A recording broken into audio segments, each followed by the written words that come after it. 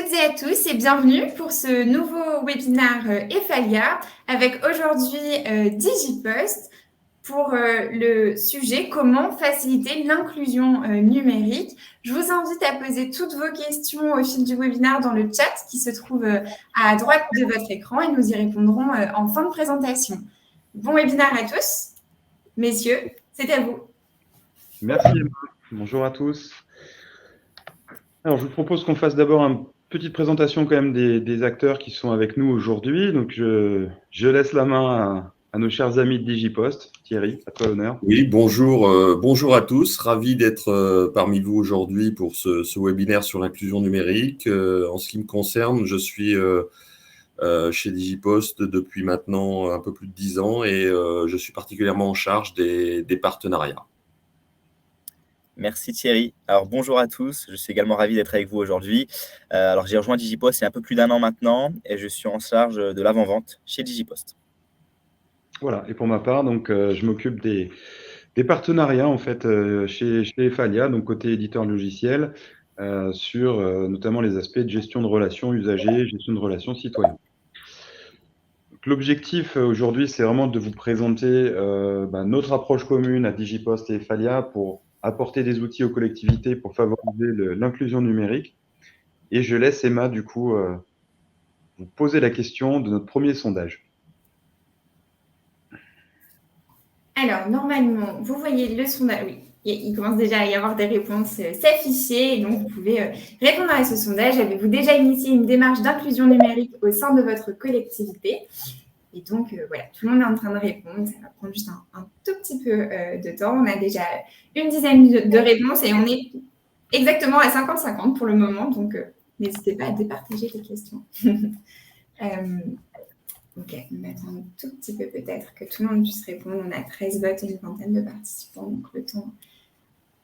Bon, je pense que pendant que les personnes sont en train de répondre au sondage, on va repréciser donc ce que j'ai dit un petit peu en préambule, hein, c'est que on s'est rendu compte et Mohamed de Digipost va pouvoir en parler un petit peu plus précisément que il y avait un vrai challenge aujourd'hui posé au sein des territoires sur une population qui est en situation d'exclusion numérique pour différentes raisons qu'on va exposer ici.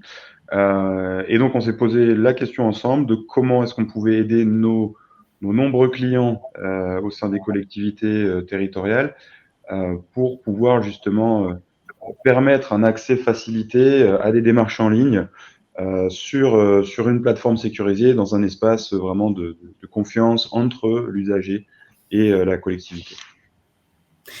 Merci Jean-Daniel. Du coup, je me permets de donner le résultat du premier sondage. Effectivement, pour 69% des répondants, ils n'ont pas initié une démarche d'inclusion numérique au sein de la collectivité pour le moment, en tout cas. Ok, c'est effectivement un bon retour. C'est un retour, je pense, qui est intéressant parce que ça fait déjà, je crois de mémoire, la 3e fois qu'on adresse ce sujet-là avec vous et on voit quand même qu'il y a une tendance la proportion des collectivités qui n'ont encore pas initié cette démarche-là a tendance à diminuer, même si elle reste encore importante. Mohamed, je te laisse la main là-dessus. Je te remercie Jean-Daniel. Alors donc en effet, comme tu as pu l'expliquer il y a quelques minutes Jean-Daniel, on s'est posé beaucoup de questions autour de l'inclusion numérique et de l'exclusion numérique. Donc on s'était permis d'interviewer un certain nombre de collectivités pour mieux comprendre leur douleur et ce qu'elles pouvaient voir et vivre au quotidien auprès de leurs usagers. Et en effet, on a pu identifier plusieurs catégories de personnes et de profils qui sont aujourd'hui en exclusion numérique, donc, qui ont besoin aujourd'hui d'être accompagnés dans toutes ces démarches administratives qui sont de plus en plus dématérialisées, et j'y viendrai après. Et on distingue justement dans ces profils-là des personnes qui ne sont tout simplement pas équipées, d'accord ? Donc, pas de connexion Internet, pas de PC, pas de smartphone. Des personnes parfois en situation de handicap qui peuvent en effet les priver d'un certain nombre de choses, d'accès, en tout cas en termes de numérique. Des personnes qui manquent tout simplement de culture digitale, hein, ça peut arriver. Je peux notamment penser à des personnes un peu plus âgées. Voilà, on les a bien identifiées ensemble. La barrière de la langue, donc parfois le fait de ne pas parler français va très rapidement priver une personne d'un certain nombre de démarches administratives. Et tout de suite, on va avoir un blocage que ce soit avec un agent d'une collectivité. Parfois, on peut également avoir des personnes qui s'excluent volontairement du numérique. Ça arrive, mais il faut également les accompagner. Et dans une grande partie des cas, des personnes marginalisées. Donc, on peut notamment penser à des personnes sans domicile fixe qui peuvent se déplacer d'une ville à l'autre, qui peuvent parfois perdre leurs documents, leur pièce d'identité et qui ont besoin justement de réaliser un certain nombre de démarches pour pouvoir les renouveler. Donc, on a identifié un certain nombre de profils qui sont aujourd'hui exclus du numérique, mais qu'on a besoin d'accompagner aujourd'hui. Je pense que ce qui est excuse-moi Mohamed, j'interviens aussi, mais parmi ces différents profils aujourd'hui qu'on a identifiés, il y a aussi une mesure qui est intéressante, c'est la tranche d'âge. C'est-à-dire que sur ces personnes-là, ces profils-là, on a plus de 70% de cette population en fait qui a plus de 65 ans. Donc on a également le facteur, je dirais, âge qui vient agir finalement dans différentes catégories. Je pense notamment au manque de culture digitale ou l'exclusion volontaire ou des situations de handicap. Voilà, c'est aussi, je pense, une métrique importante à noter qu'on a quand même la plus grosse partie de cette population-là à aider. Ce sont principalement quand même des personnes âgées. Oui, tout à fait. Juste donc, un peu de contexte, quelques chiffres sur la situation en France aujourd'hui. Alors, donc, l'INSEE évalue aujourd'hui le taux d'électronisme en France à un peu moins de 20%. D'accord, donc, ce qui équivaut tout de même à environ 13 millions de personnes en 2019, ce qui est énorme, on peut le dire. Un peu moins d'un quart des foyers français aujourd'hui ne sont pas équipés. Donc, j'en parlais tout à l'heure, ça peut être une connexion Internet, un ordinateur, un logiciel ou autre. Donc forcément, ça va handicaper les foyers dans ces démarches-là. Et il y a aujourd'hui environ 110% des démarches administratives qui sont dématérialisées.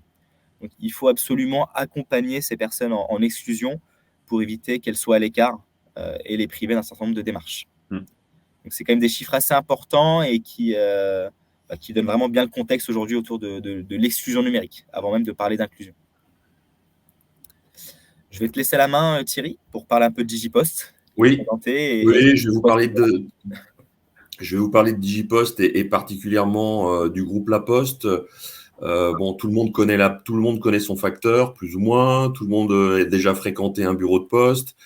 Tout le monde a déjà reçu des colis. Ça, c'est la vision qu'on a tous un peu aujourd'hui de La Poste.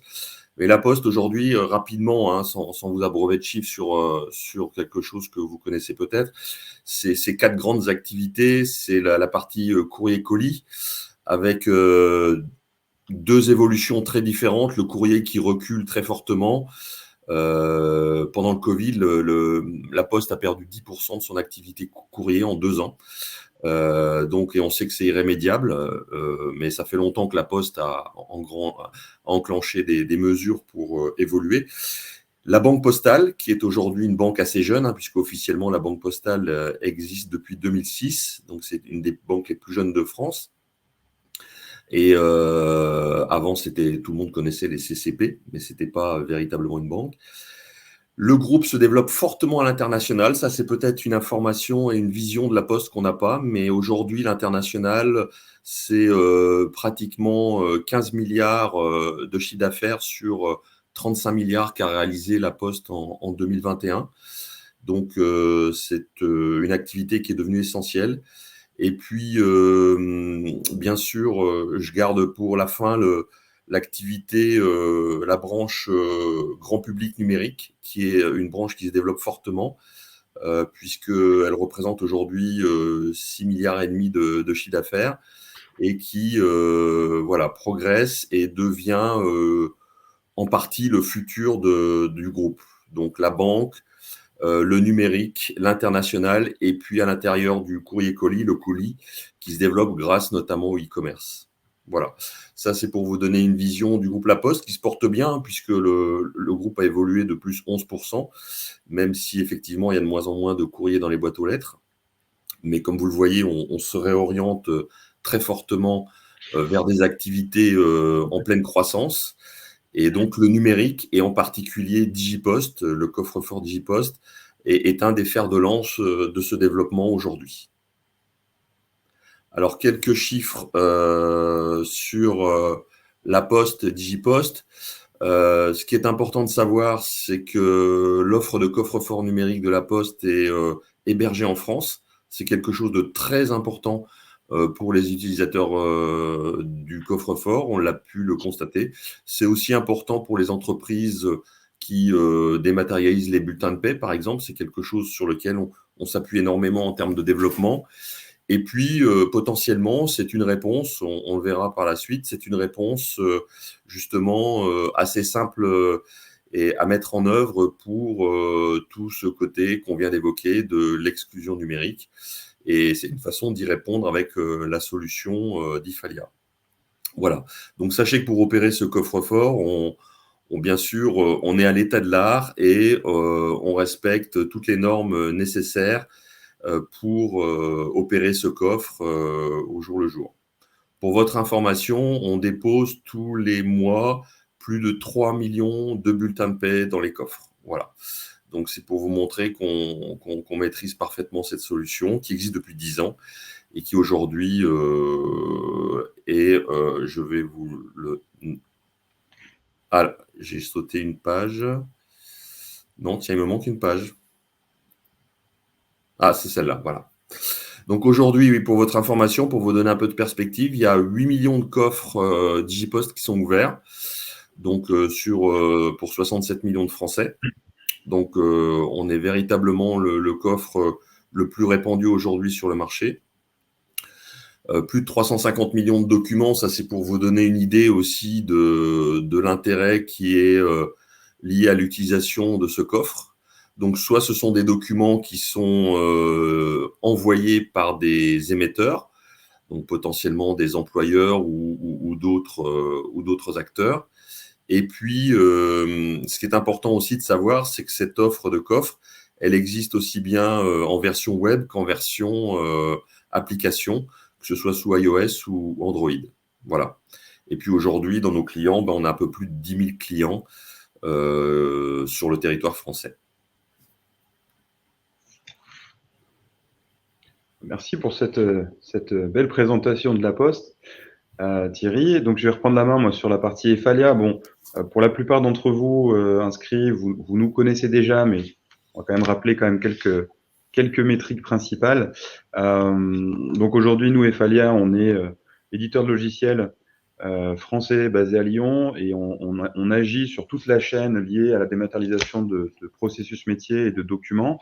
Donc, on édite des logiciels pour faire de l'éditique, donc tout ce qui va être production documentaire, production de flux documentaires ou reformatage de flux, tout ce qui va être gestion électronique de documents. Certains d'entre vous nous connaissent principalement sur cette activité-là, donc tout ce qui est gestion électronique de documents dans le domaine de l'action sociale, où on est leader en France aujourd'hui, puisqu'on a on équipe à date à peu près 75 ou 76 MDPH, donc on est assez connu pour ça, mais également de la gestion électronique de documents sur de la GED RH, par exemple, pour toute la gestion de dossiers individuels des agents, donc dossiers individuels carrière, et tout ce qui est aussi lié à de la GED de gestion financière ou GED de gestion de marché public.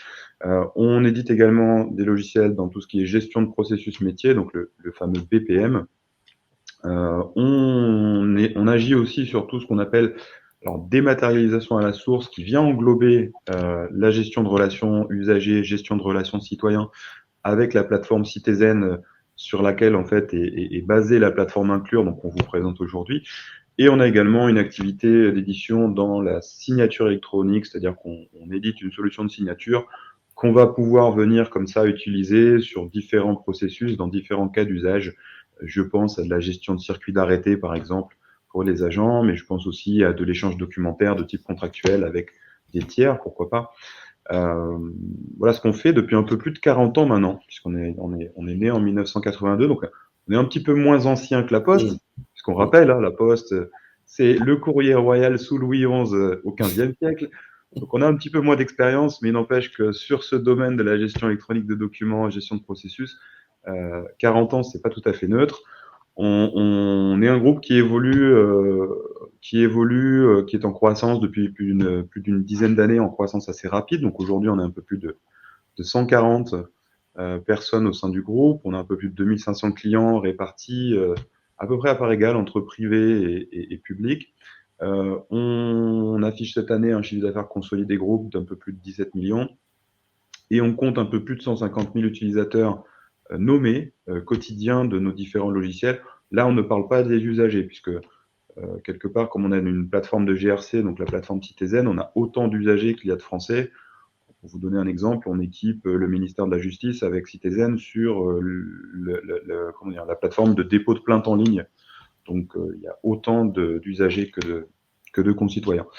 Et comme tout bon auditeur qui se respecte, on investit donc une bonne partie de notre chiffre d'affaires chaque année sur la recherche et développement pour faire en sorte qu'on ait des solutions toujours à la pointe et qu'on continue de vous proposer des fonctionnalités adaptées à vos métiers. Pourquoi le tandem donc Digipost et Falia? Donc, je vais me permettre de garder la main et de parler du coup de l'intérêt qu'on a, nous, de travailler avec un groupe comme Digipost, comme le groupe La Poste. La première chose, c'est quand on a cherché à monter cette solution, on a voulu s'appuyer aussi sur un acteur qui soit pérenne. Donc, j'en ai parlé, La Poste, ça fait plus de 500 ans que ça existe et ce n'est pas prêt d'être racheté par un fonds de pension, contrairement à certains acteurs concurrents. Et je pense que surtout l'argument le plus important à nos yeux, c'est que finalement le groupe La Poste, au cœur de son ADN, c'est la mission de service public pour le citoyen et sans aucune discrimination, qui est quelque chose qui nous semblait en totale parfaite cohérence avec nos propres valeurs et notre propre secteur d'activité natif. Voilà. Et donc pour venir finalement monter une plateforme pour aider les collectivités à adresser ce phénomène d'exclusion numérique et voir comment est-ce qu'on pouvait apporter du service à nos concitoyens, on s'est dit que c'était le meilleur acteur aujourd'hui sur le marché, donc un acteur franco-français dont les données sont hébergées en France comme nous, et qui avait une mission de service citoyen pour lutter contre justement la fracture numérique. Leur ambition, évidemment, c'est d'œuvrer pour mettre le numérique à la portée de tous. Ça, c'est vraiment l'ambition spécifique de Digipost. Quelque part, Digipost, c'est la future boîte aux lettres numérique de tous les citoyens français. C'est leur mission, leur vœu pieux. Et je vous laisse la main pour expliquer pourquoi est-ce que vous avez choisi du coup Efalia pour monter. Oui. Merci Jean-Daniel. Effectivement, en fait, oui, Digipost s'est développé paradoxalement depuis 10 ans. Digipost, enfin pas paradoxalement, mais en tout cas, Digipost s'est développé plutôt sur le domaine privé, notamment au travers de ce que j'expliquais tout à l'heure, le bulletin de paie numérique. Et du coup, tout en étant un acteur issu du public et avec ce que tu as parfaitement résumé, véritablement une entreprise citoyenne et Digipost est une solution citoyenne. Donc sans restriction aucune, tout le monde peut avoir un coffre Digipost aujourd'hui. Ce développement s'est fait surtout dans le privé et aujourd'hui, on recherchait effectivement une entreprise et un partenaire comme vous qui, Efalia, a une action très importante dans le domaine de l'action sociale et puis avec aussi des solutions qui collent parfaitement aux besoins des départements. Et ça a été quelque chose d'important dans notre réflexion commune, on va dire, pour nouer notre partenariat. Et puis là, ce qu'on est en train de mettre en place pour l'inclusion numérique montre aussi notre volonté commune de mettre en place des solutions qui font avancer justement la dimension sociale dans notre activité. Et je pense que c'est quelque chose je ne vais pas dire qui est important aujourd'hui, mais en tout cas qui est essentiel, c'est de ne pas laisser des personnes sur le bord de la route. Voilà.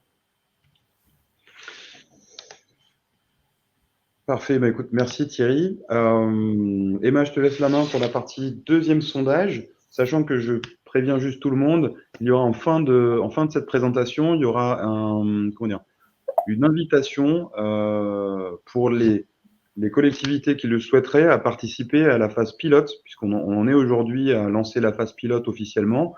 On a déjà quelques départements, enfin 2 pour être précis, 2 départements qui sont intéressés, plusieurs communes en Île-de-France, mais cette phase pour l'instant n'est pas encore fermée. Donc s'il y a des intéressés parmi vous, surtout n'hésitez pas à vous connecter au formulaire qu'on vous proposera et manifester votre intérêt.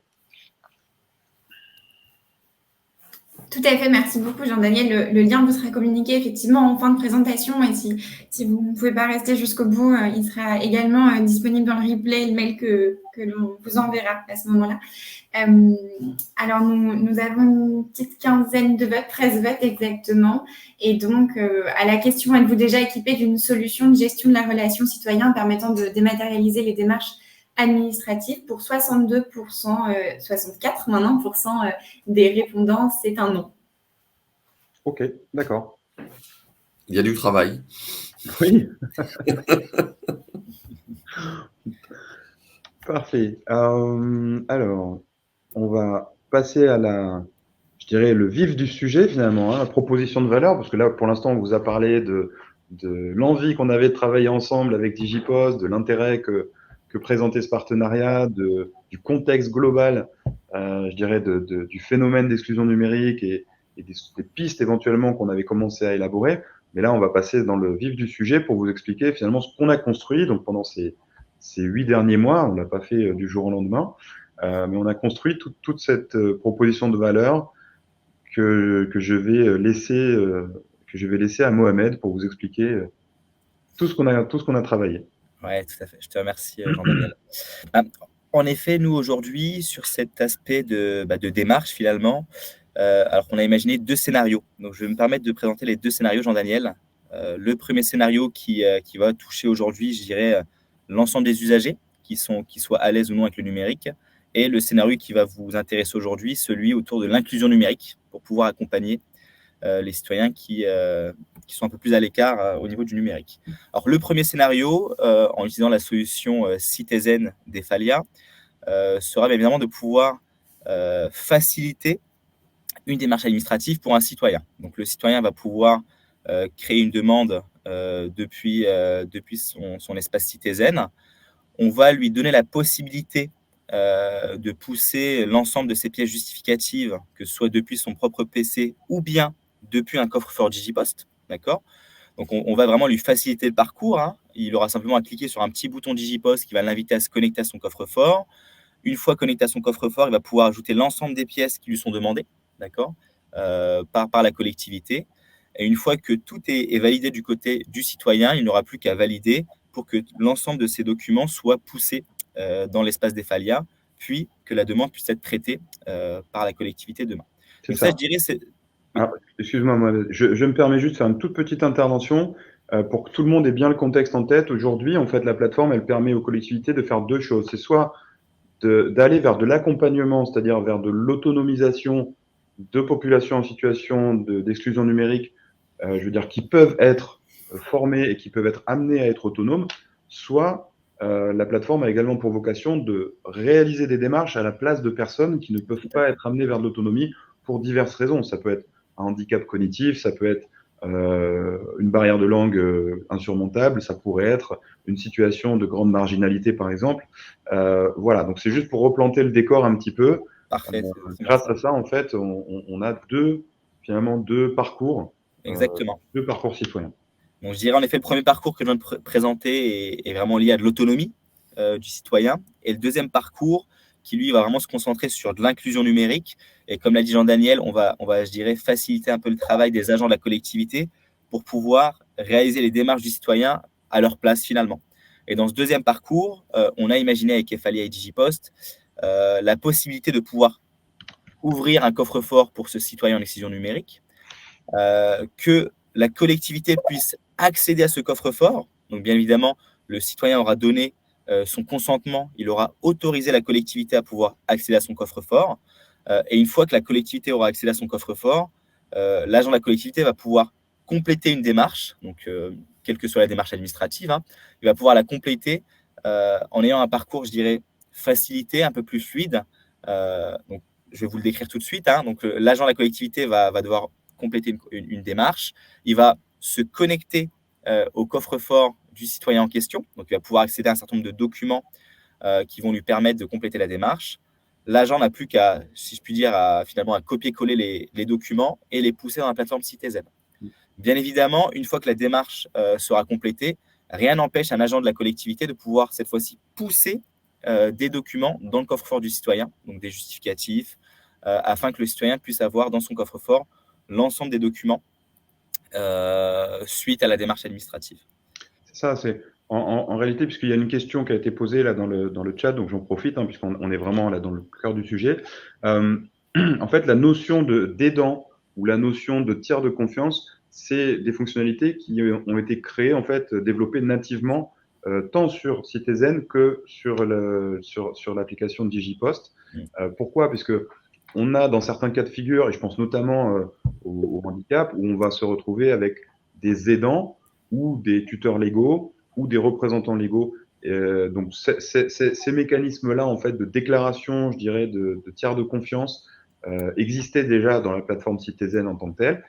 Et dans la partie Digipost, on a également le même principe, finalement, de tiers de confiance, d'aidant ou de tuteur représentant légal, avec des relations soit de filiation quand on est dans le cadre d'une parentalité, soit de représentation légale, par exemple dans le cadre d'un tuteur nommé par la justice. Donc on avait déjà chacun ces fonctionnalités-là de gestion, je dirais, déléguées, contrôlées par des personnes qui ont légitimité pour le faire. Alors, demandez-vous le mandat de jugement et qui vérifie le mandat? Alors, c'est une bonne question. Aujourd'hui, en fait, la plateforme en tant que telle, elle est utilisée par une collectivité, donc par des agents assermentés. Et quand on est dans le cadre d'une démarche, je sais pas, n'importe laquelle, hein, une démarche d'aide, par exemple une allocation liée au handicap, c'est l'agent de la collectivité, quelque part, qui va vérifier que la personne qui fait la demande pour le compte d'un bénéficiaire tiers est bien autorisée à le faire. De la même façon qu'on le fait aujourd'hui sur un processus, je dirais, non dématérialisé. Oui, c'est vraiment ce que tu dis, hein, Jean-Daniel. C'est-à-dire qu'il y a des autorisations préalables qui sont établies. Donc, autorisation, un agent de collectivité sera autorisé à aller récupérer des documents dans un coffre ou tu vas peut-être le développer, Mohamed, du coup, je ne vais pas anticiper. Mais en tout cas, voilà, on a validé tous ces points-là au préalable pour être, bien sûr, respectueux à la fois la confidentialité, plus globalement, être RGPD dans nos process. Tout à fait. Et donc, juste pour compléter vos propos, hein, Thierry, Jean-Daniel, sur je dirais le deuxième parcours lié à l'inclusion numérique, on va du coup, alors dans Digipost, on va encore une fois faciliter un peu la vie de l'agent de la collectivité parce qu'on va préconfigurer des démarches dans le coffre-fort Digipost de l'usager. Donc en fait, c'est quoi une démarche Digipost? C'est simplement une liste de justificatifs qui seront demandés par la collectivité. Et justement, lorsqu'on aura préconfiguré cette démarche dans Digipost, finalement, l'agent, la collectivité, une fois qu'il sera connecté dans le coffre-fort du citoyen, donc pour lequel il a reçu le consentement du citoyen à pouvoir accéder à son coffre-fort, l'agent, finalement, lorsqu'il va sélectionner la démarche qui l'intéresse, ça peut être par exemple le renouvellement d'une pièce d'identité, c'est un exemple comme un autre, en fait, Digipost va de manière intelligente récupérer l'ensemble des documents nécessaires à la démarche, donc l'ensemble des documents qui sont déjà présents dans le coffre, et l'agent n'aura finalement plus qu'à copier-coller l'ensemble de ces documents et les pousser dans la plateforme Citizen. Alors, peut-être pour répondre à Annie Curtelin là, qui parle de la réalité plus complexe sur l'aide qui est souvent générée par un membre de la famille, il faut savoir que dans Digipost, dans le profil du possesseur du coffre, il y a ce qu'on appelle le contact de confiance. Et donc, il peut très bien y avoir pour une personne la déclaration d'un contact de confiance qui sera habilité à accéder au coffre. Donc ça, c'est quelque chose qui est pris en compte aujourd'hui dans le process de notre proposition de valeur. Et de la même façon, aujourd'hui, effectivement, hein, c'est une réalité terrain qui nous a été remontée. On a aujourd'hui sur la plateforme Citizen un bon nombre de clients qui sont au niveau MDPH, au niveau des départements.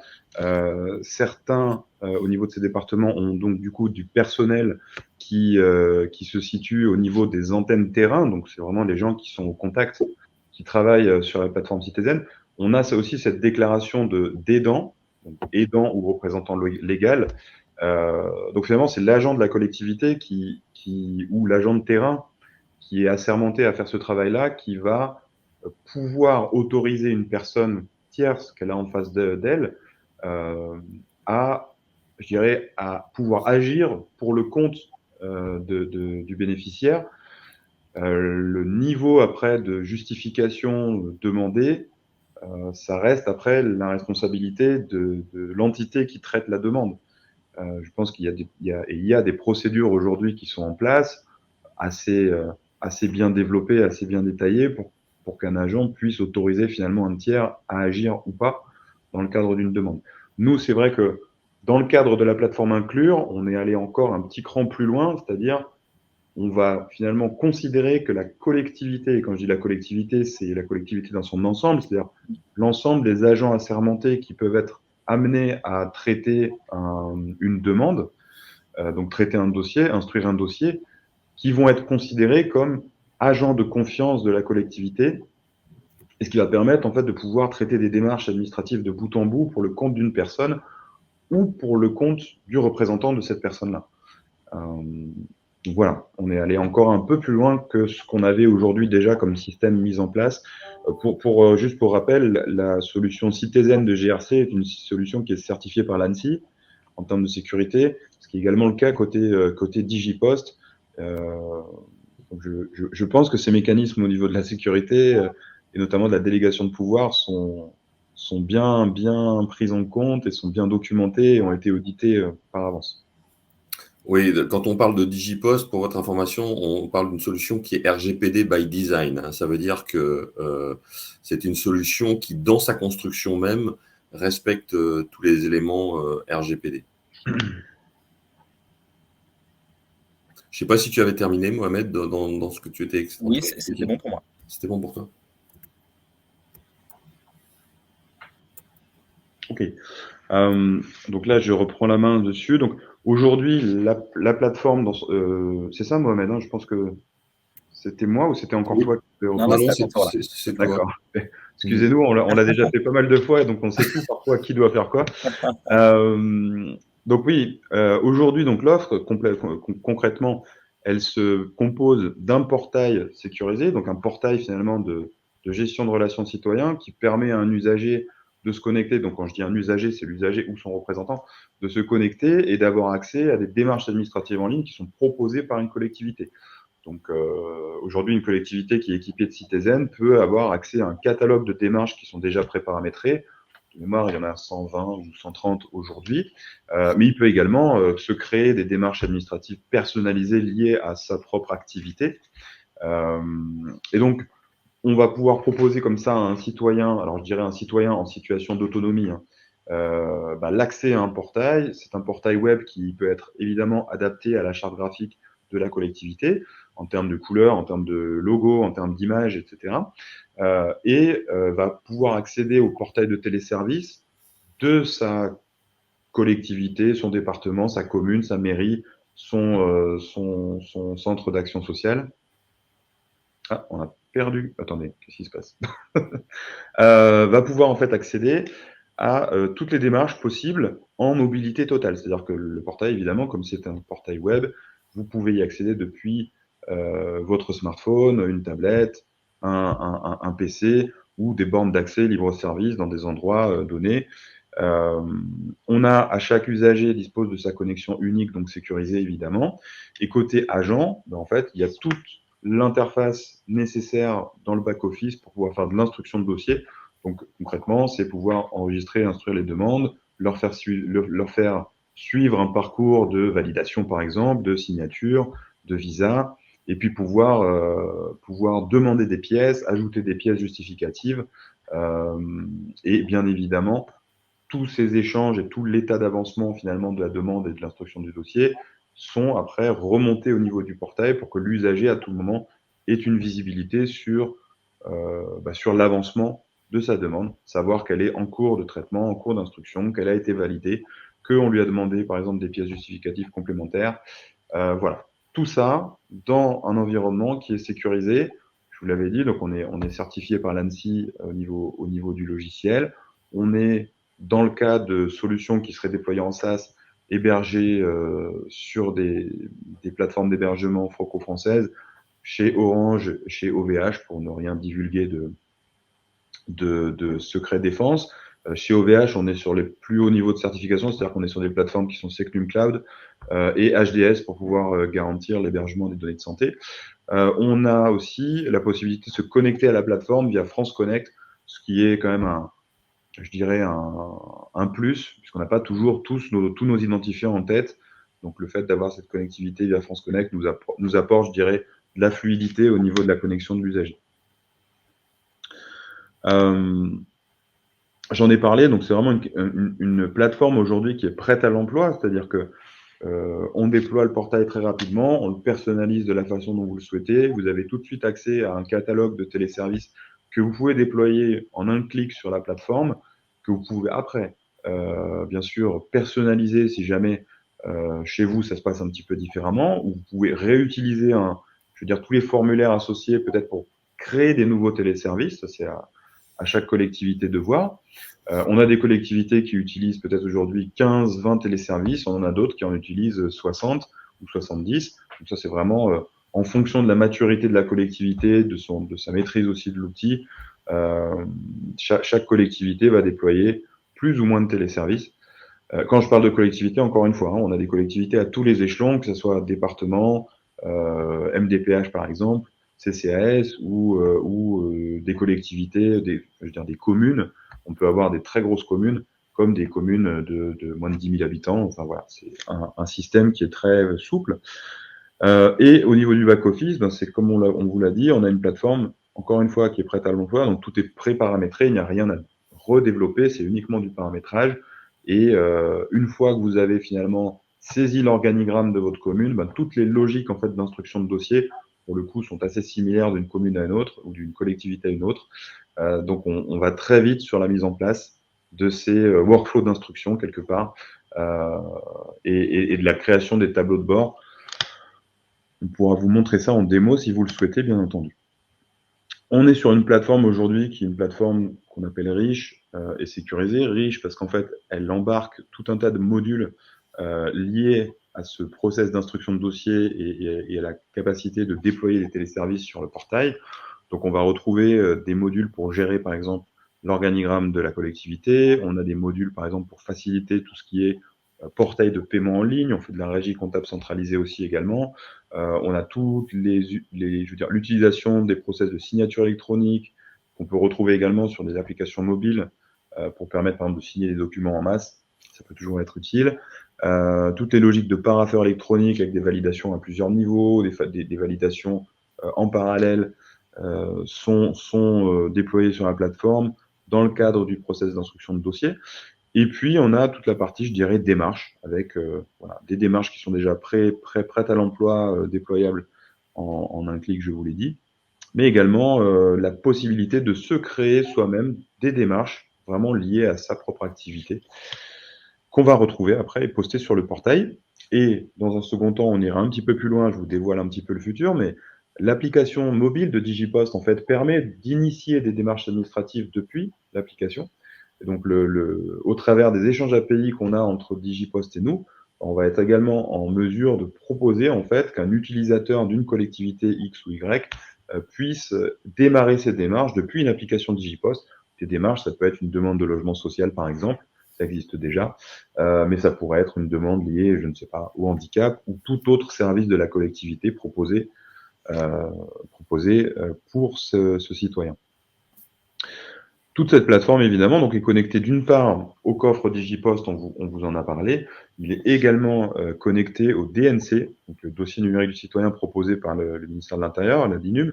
Donc, on a un connecteur vers le DNC qui permet en fait d'aller chercher du document dans ces espaces coffre-fort numériques sécurisés pour pouvoir renseigner une démarche administrative.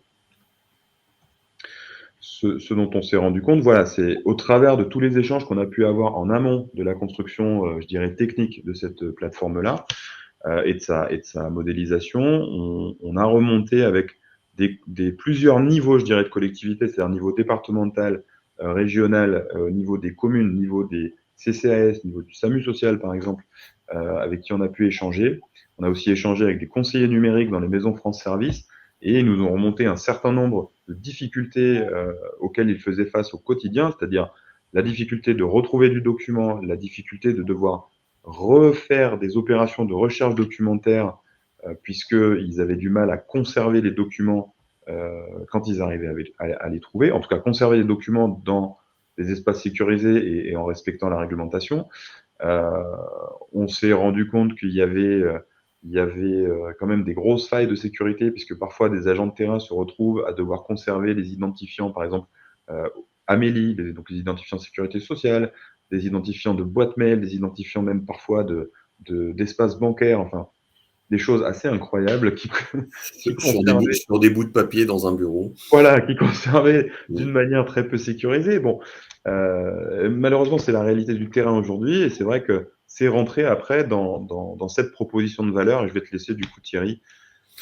Oui, je pense que ce que nous, on a recherché véritablement au travers de cette solution commune avec cette plateforme Inclure, c'est d'apporter bien évidemment à l'usager, mais aussi d'apporter à la collectivité, parce que tout ce que vient de décrire Jean-Daniel est on va dire, est caractéristique de la réalité de ce que vous vivez ou de ce que les agents aujourd'hui vivent. Et ce qu'on a voulu au travers de cette solution, qui est une solution qui permet à la collectivité d'externaliser le process et de ne pas avoir à le gérer en propre.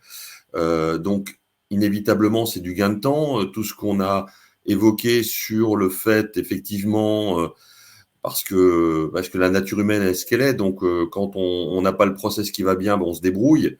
Et ce côté débrouille, en fait, on le remplace par du process sécurisé qui permet justement de garantir l'intégrité des documents, leur confidentialité aussi.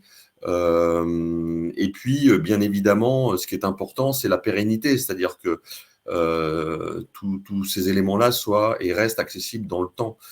Voilà, donc pour la collectivité, c'est aussi une dimension d'innovation, bien évidemment, puisque on passe un peu d'une gestion un petit peu, comme je disais, débrouillarde, mais finalement archaïque, à une gestion un peu plus professionnalisée et sécurisée.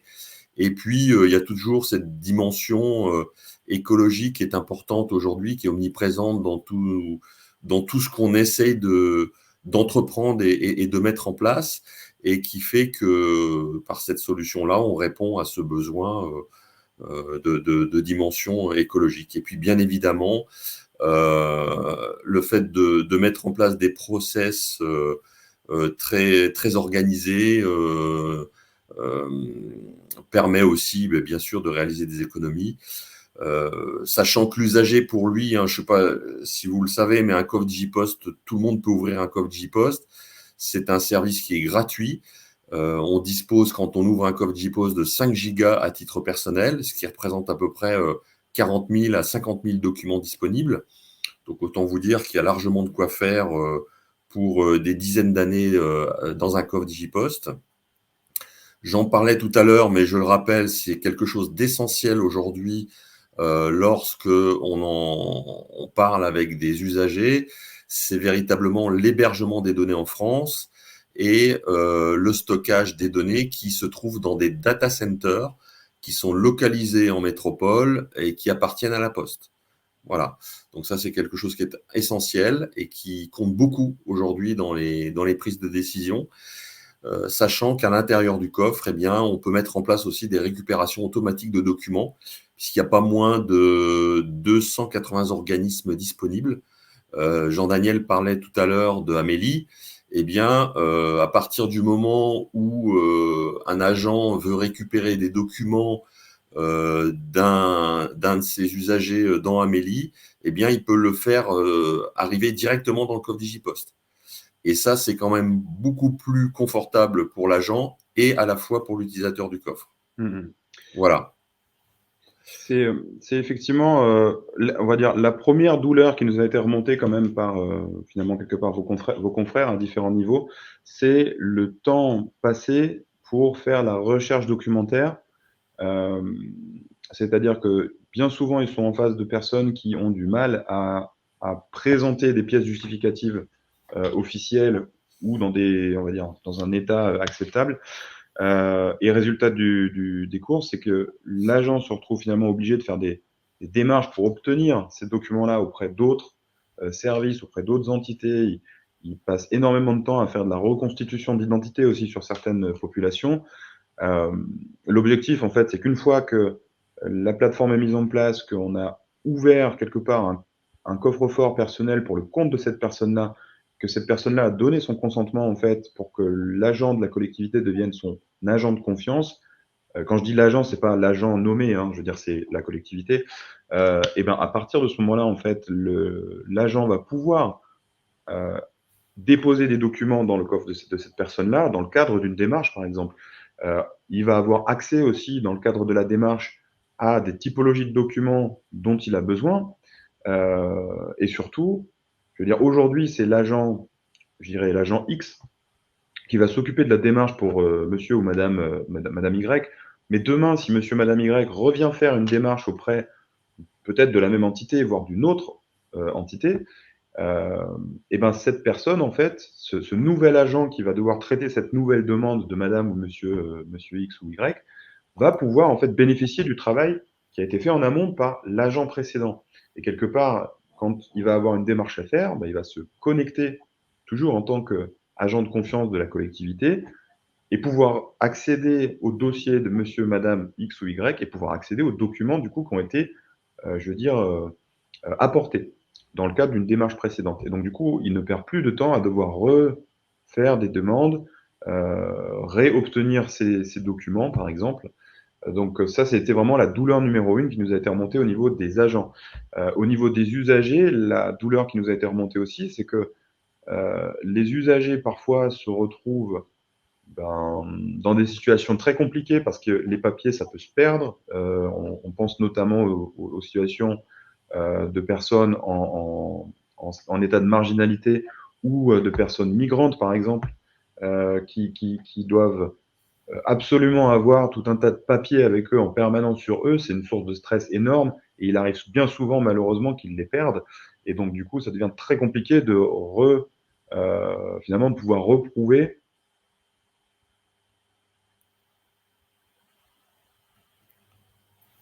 Alors, je vois qu'on a perdu Jean-Daniel. Ah. Est-ce que c'est que de mon côté? Vous ne l'entendez plus non plus, je crois. Non, je ne l'entends plus. Désolée. C'est bon, c'est bon. Oui. Excusez-moi. Allez, vas-y direct. Je te laisse peut-être couper ta caméra pour avoir un maximum. Ça. Alors, hop. Et voilà. Désolée. Merci beaucoup. Mais non, mais c'est moi. Et donc, voilà. Autour, finalement, de toute cette plateforme-là et des gains que ça peut apporter en termes de temps de traitement, on a vu aussi que pour l'usager, finalement, ça lui offrait une grande sécurité puisque ça lui permettait finalement de se constituer ce patrimoine documentaire dans un espace sécurisé auquel il peut ou elle peut avoir accès en permanence et auquel un agent assermenté peut également avoir un accès. Donc c'est quand même extraordinaire en termes de reprise de confiance. C'est aussi un fort outil en termes, on le pense, de réinsertion sociale. Puisque c'est peut-être le premier pas vers de la réinsertion, le fait d'avoir des documents, le fait de pouvoir prouver son identité à tout moment. Voilà, au-delà de tout ça, on a également tout un écosystème, et je pense qu'on va rapidement terminer là-dessus, qui se constitue en fait autour de cette plateforme, puisque nous, on ne peut vous apporter quelque part qu'une solution de facilitation logicielle, un médiateur en fait, le logiciel, mais autour de tout ça, et on le sait, on a des clients qui ont fait de très belles initiatives je dirais autour de la connectivité en proposant des services de bus numériques roulants pour, par exemple, pouvoir donner un accès au numérique dans la ruralité, mais également en déployant par exemple, des cabines autonomes connectées sur des lieux de forte fréquentation, en déployant des bornes d'accès en fait, dans des lieux d'accueil de type je veux dire, préfecture, mairie, tous les tiers-lieux aussi qui sont en train de se monter. Voilà, on a également des projets assez intéressants sur je dirais, de l'augmentation de l'accessibilité des portails web. On peut travailler avec des partenaires là-dessus. Voilà. Donc nous, on n'a pas pour objectif évidemment de vous proposer ces services-là, de vous vendre ces services-là. En revanche, on a pour objectif de faciliter les choses, de fluidifier les échanges au travers de cet écosystème logiciel, au travers de ce couplet finalement entrepôt sécurisé et système d'instruction de dossiers. Voilà, et au-delà des solutions, je dirais, techniques qu'on peut proposer de connectivité, évidemment, est nécessaire qu'on travaille main dans la main avec les acteurs de proximité terrain, que ce soit les conseillers numériques au niveau des maisons France Service qui peuvent amener vers de l'autonomie, délivrer des formations qui vont bien, mais également toutes les associations, tout le tissu associatif local, territorial, que vous connaissez évidemment bien mieux que nous. On a cité là quelques exemples de personnes avec qui on travaillait, mais on peut retrouver des gens comme voilà, la Fondation Orange par exemple, le Coup de main numérique, et il y en a des centaines au niveau du territoire qui peuvent accompagner du coup les usagers vers de l'autonomie ou faciliter la gestion déléguée. Et je vais m'arrêter là. Le fameux lien pour devenir pilote. Exactement. Donc, je vous prépare ça. Ça se part. Hop, hop. Je suis obligée de le faire en live. Annuellement. Exactement. Donc, je le fais. Hop. Et voilà. Vous pouvez répondre, si vous le souhaitez, via le bouton répondre qui doit s'afficher. Donc pour information, cette phase pilote, elle a démarré donc en mars de cette année. Elle va se clôturer début septembre, a priori. Normalement, c'est ce qui est prévu. Donc voilà, donc s'il y a encore aujourd'hui des personnes qui sont intéressées pour participer à cette phase pilote, donc quand je dis phase pilote, c'est on va venir en fait installer le socle logiciel, on va mettre en place toutes les logiques d'ouverture des coffres qu'on vous a proposé, donc ce que Mohamed vous a présenté, cette logique d'ouverture de coffre, cette logique de gestion de la confidentialité, ces logiques de gestion de la délégation finalement de pouvoir en fonction, je dirais, du niveau d'autonomie aussi de la personne. Et c'est une phase qui est critique pour nous parce que c'est la phase où on va être confronté réellement aux réalités du terrain. Aujourd'hui, on a fait ces interviews, on a fait tous ces échanges préalables, mais on sait très bien que on peut faire tous les plans qu'on veut. Ils ne peuvent se concrétiser que quand on est confronté aux réalités du terrain. Et donc, c'est vraiment la meilleure phase pour nous aujourd'hui. Ça va être de voir comment ça va se déployer et puis surtout, éventuellement, s'il y a des choses à améliorer. Bonjour, le support va nous être transmis par mail. Oui. Bien sûr. Le support vous sera transmis par mail ainsi que le replay de ce webinaire et le lien vers le formulaire si vous souhaitez être pilote. Voilà. Donc surtout, n'hésitez pas. Si ça vous intéresse, connectez-vous, manifestez votre intérêt ou pas. Et on reviendra vers vous pour mettre ça en place. Alors, quel est l'engagement d'un pilote? C'est-à-dire, quel est l'engagement à quel niveau? Parce qu'il y a un engagement au niveau, je dirais, financier, bien évidemment. Oui. Que doit-il faire? Voilà, il y a un engagement au niveau financier, ça c'est évident et ça on pourra en discuter. Mais il y a forcément un engagement en termes de ressources, c'est-à-dire que on va venir déployer des téléservices quelque part, déployer ce portail. Donc en face, forcément, on a besoin d'avoir une équipe projet qui est capable d'avoir du répondant par rapport à nous.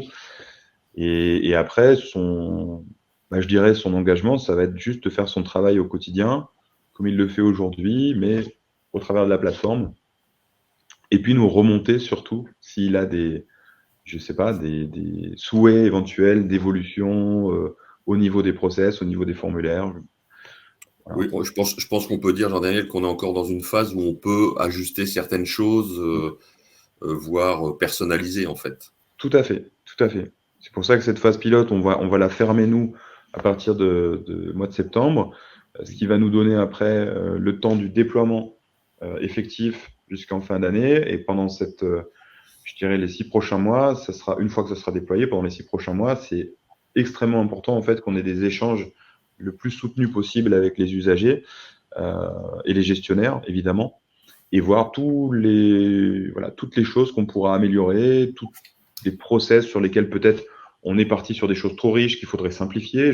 Aujourd'hui, on ne sait pas, hein, puisque on fait de la gestion de relations citoyennes depuis près de 15 ans maintenant, mais on va du coup se frotter quand même à des populations et à un nouveau mode de gestion auquel on n'était pas habitué. On sait aujourd'hui gérer des demandes citoyennes en toute autonomie, il n'y a pas de souci. On sait gérer les relations effectivement d'aidants, donc travailler avec des aidants, avec des tuteurs légaux, etc., il n'y a pas de souci. Mais ce nouveau mode de fonctionnement-là, on ne l'a pas encore fait, donc il est possible qu'on ait soit loupé certaines choses, soit Alors, qu'on était trop loin, peut-être.